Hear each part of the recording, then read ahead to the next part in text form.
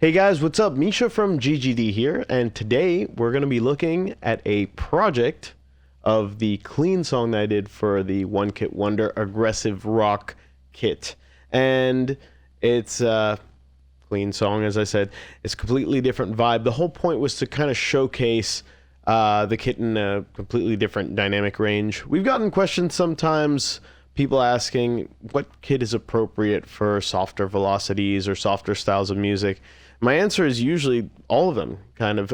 We leave these kits, I guess, dynamic enough, and even though the One Kit Wonder kits are processed and have buttons for processing parallel and master EQ, you actually can get quite a bit of dynamics out of it still, if you just process it the right way and program it the right way.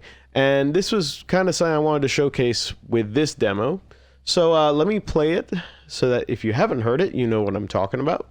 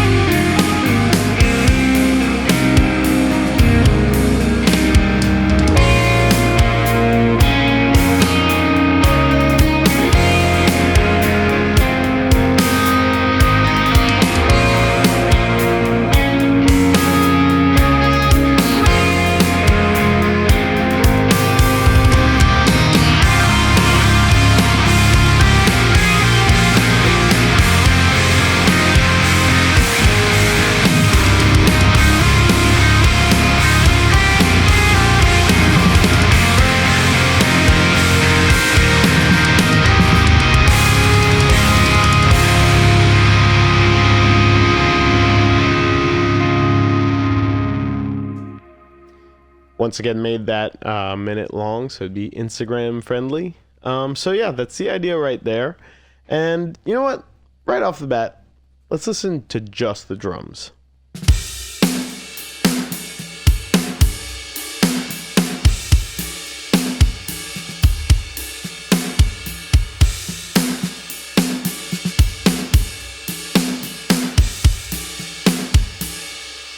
So I think that's an absolutely beautiful drum sound. It's very pure, and on the aggressive song that I did, if you watch that one, the drums have to do a lot of work in that mix. They're fighting against distorted guitars, and these drums will be fighting against that towards the end. I'll show you what I did to kind of open them up for that. But on this part, I think you get such a clear sense of like how beautiful these source tones are. And I love that. That's one of my favorite things about doing these clean ideas, is that I feel like it gives the drums a bit more of a chance to shine. So that's kind of what I'm doing. Now, when I was writing this one, we didn't do the program bass. Well, I didn't do program bass. I did live bass for this one. So that's just out of the way. We'll we don't need to focus on bass too much for this one.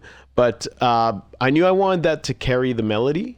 And then I wanted the guitars to just sort of be like the layers, or when I say the melody, actually, I wanted them to carry the root note. It'll be the foundation of everything. Stuff that you might use rhythm guitars for, but I don't have to do that here. I actually have distorted bass, which arguably is taking up more of the mix than it should, but I kind of like the character of it. Like if we just listen to just the bass and the drums, I think it sounds pretty cool.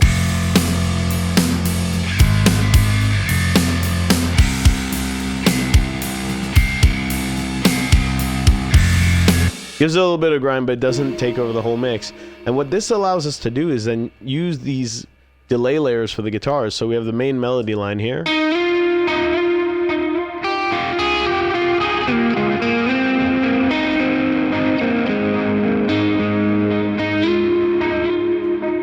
And I knew that I wanted that to be the sort of motif. And then we have these sort of filler layers here.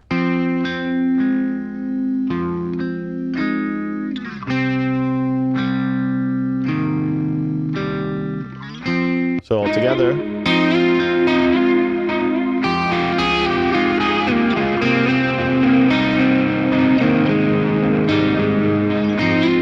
And then the bass can act as the root note of that chord at all times, so.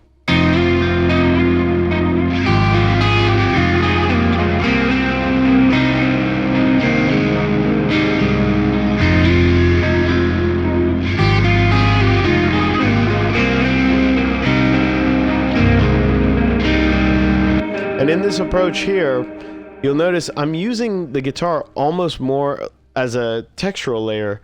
Rather, I mean, you obviously have the motif that's front and center, but the other guitars are really just textures. You don't necessarily hear exactly what they're playing, but you hear the effect of what they're doing. And again, it's all about having a big open mix. So this really allows the drums to shine, in my opinion.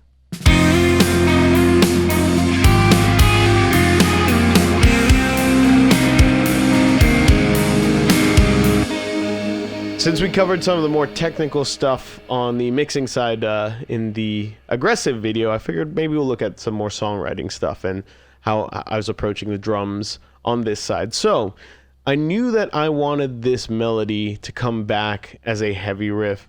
And generally when I do stuff like that, I mean, sometimes I'll want it to be the same chord progression, but sometimes it's actually kind of fun. This comes maybe from playing a lot of video games and like being inspired by guys like Nobuo Uematsu. Like you'd be playing like a Final Fantasy game and you'll hear like a theme, and then you'll be in another section and you'll hear it with like different root notes and a different context. And I'm not saying that this is anything like that, but that's always stuck in my head. So I figured I wanted to have this main, that melody right there. I wanted to have that come back, but with different root notes, so it would be a kind of a different sounding riff, context, whatever. And I needed a way to get there, so I need a sort of, if you consider that the chorus, like when it all hits, like you need a pre-chorus or a bridge or something like that to get you there. So I like the idea of this.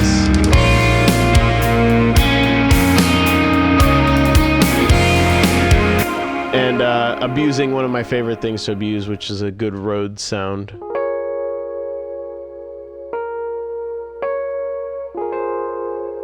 I always reach for this one. It's the, where is it?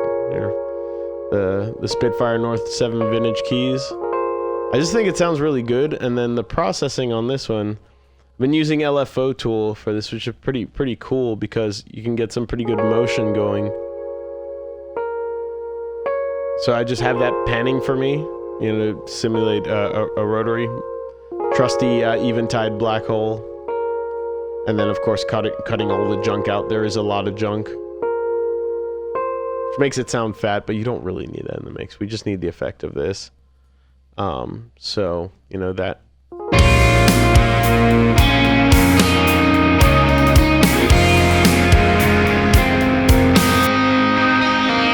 Again, that's carrying the melody there.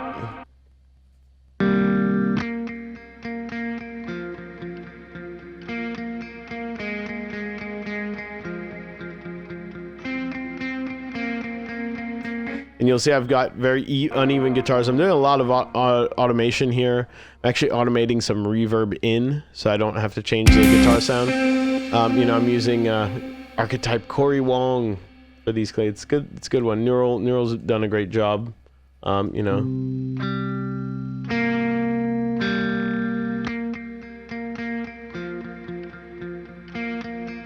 And that's how we have reverb, so I don't have to like get more channels going if I need a similar enough sound. So now we have more. Sorry, I shouldn't talk while it's going. Now we have more of a washy sound, and it's sort of building in intensity. And the chord changes are sort of giving us what we need so that when we actually go into the last part, it'll all make sense. It'll all be logical.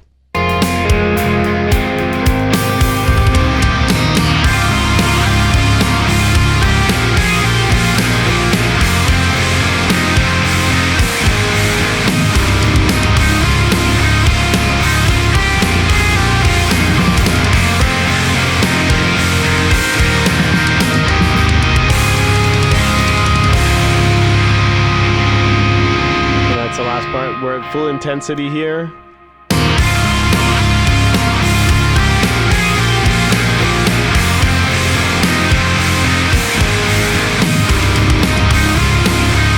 And this is actually unnecessary here. It's the same symbol. I like to keep similar maps, and you know, if you guys have a lot of our kits, you may want to do the same thing. So you'll see there's a lot of, like, I've even moved the toms out of the way, so it'd be kind of neat, just change it for this. But generally speaking, I'll actually kind of keep my 4 to 6 tom layout, just because it'll make it translate across kits. Or if I have a MIDI for one kit, and let's say I have a 4-tom kit and I go to a 3 or 2-tom kit, I can easily just slide stuff, and like the mapping will be fairly consistent. So that's maybe a workflow tip for you guys who have multiples of our library, who have several of our libraries, and may want to transfer MIDI. Try to keep your drum map. This is custom for me. This is just something I made for myself. No particular rhyme or reason. I just sort of took the notes and added in everything as I did, as I mapped it, across this page of whichever library it was. It must have been Modern or Massive or something when I started to really consolidate everything built off of that. And it means that when you're moving from kits, even if it's older MIDI, it should generally work. You may have to adjust velocities and whatever, but you don't have to reprogram the whole thing, which is fantastic. Look at this. The snare. We'll just let that ring out. The snare is super dynamic on this. So you can get these really cool fills like that, like I've got.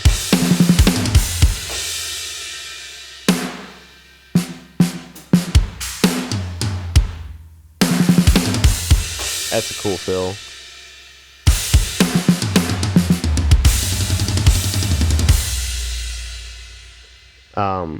And this is, we're sort of hyper sampling the way that we do, getting lots of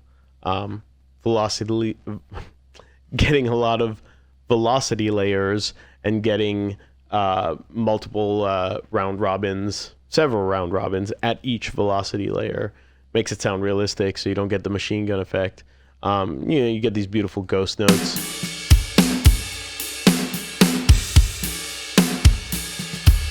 And these are things that you may not even really hear in the mix concretely, but they do make a difference. They do add something. Like you can hear those two notes just slightly. I love that. That's something that I personally absolutely adore. And it sort of leads into the kick. And that's something I encourage you guys to experiment, is the placement. It's not like you can just throw them anywhere. Maybe watch drummers or just play around with it. Respect the fact that drummers have 4 limbs to work with, and they can only do so much. But within that, you may be able to play around with stuff that is realistic. Sometimes I'll air drum it or whatever. Ghost notes go a really, really long way, right?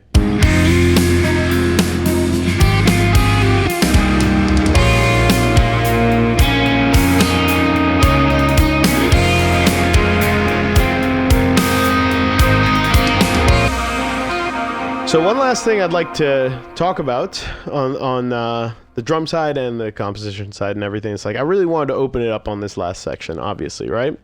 So one thing is we're introducing heavier guitars. So I have this sort of reverse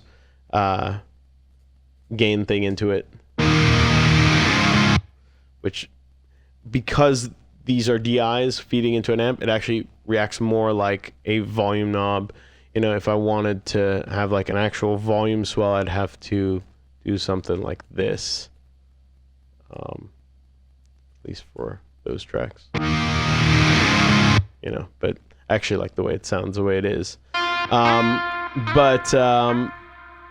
That once we have distorted guitars, they do eat up your drums. So this is where the room sound will really help. You'll see it's actually kind of low in the mix. If we look at the mixer, I'll bring it up in case it's covered up for you guys. But it's pretty low.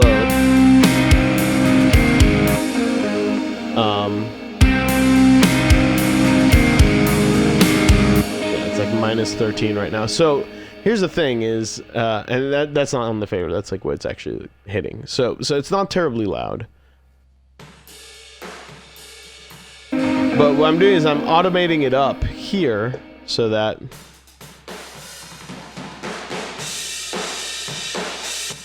when everything kicks in,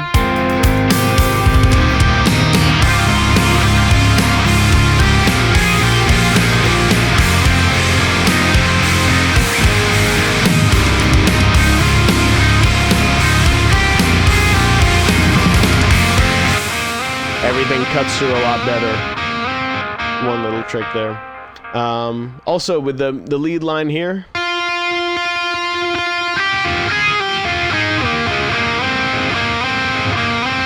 I'm doubling that with the Rhodes.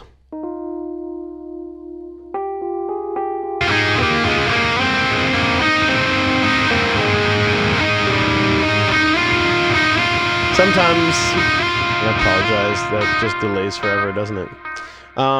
Sometimes I love to double things like that. And then looking real quick at the high gain amp, I'm using, obviously, Zilla cabs with the Omega.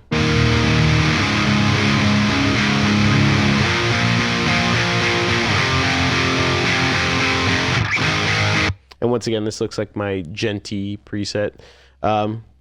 I just use Zilla cabs on everything because it's the absolute best. So no matter what amp I'm using, I think for this one, what are we using for this one? We're using Omega for these ones as well.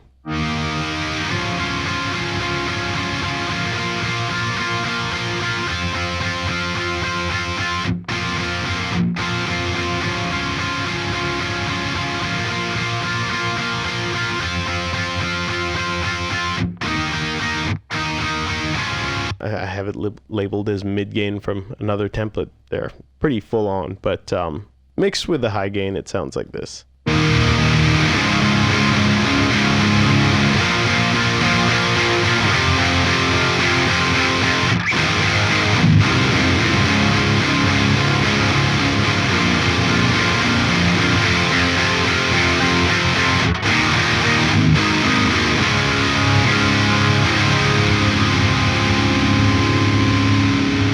And that's one thing I like to do is I'll sometimes, rather than trying to play a super big chord, which will kind of get lost in the mix, I'll just split it over tracks. These are creating like very big chords. Again, you're not necessarily hearing absolutely everything, especially not with the lead front and center and the bass covering the root notes so well. But I like it. I feel like it adds some depth, some size to everything. But yeah, all together.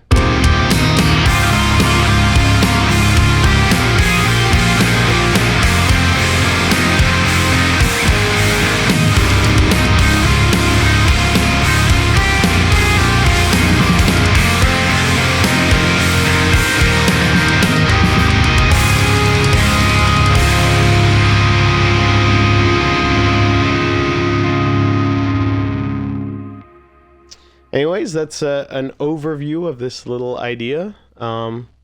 If you want to see a little bit more of the technical and the mixing side, it's largely unchanged from the heavy idea, so you can watch that video.